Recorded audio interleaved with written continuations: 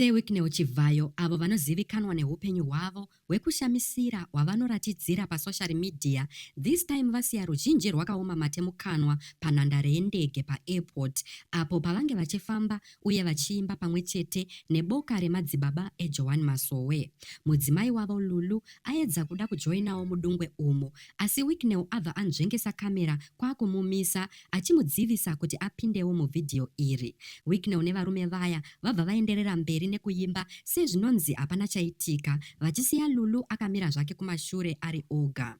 Kune vachangoti joinawo for the first time, panonzi pano ndapota please bayai apo pakanzi subscribe, mobva malaikawo nekusheyawo vhidhiyo rino. Izvi zvinobatsira kuti risvike kure. So chiitiko ichi chasimudza mibvunzo yakawanda pamusoro perelationship yaseWicknell naLulu, vamwe vachifungidzira kuti danho iri raitwa maune kana kuti deliberately kuti Wicknell arambe achitrenda pamadandemutande. Asi vamwe ndo vati aita izvi nekuti mutemo wekumasowe unoti vakadzi kwavo, varume kwavo havasangani pachitendero chavo. Asi still it doesn't make sense nekuti mundege vanga vakagara vari vose.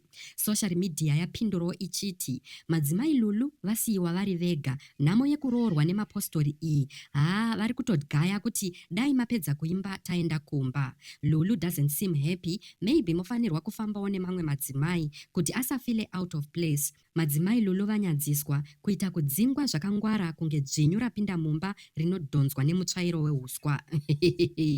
Vamwe vatsigiri vanzwira Lulu tsitsi, asi vakawanda ndo vati ndo femu yacho iyi, saka tsvira mubhururu as long as uchifamba zvako neprivate jet.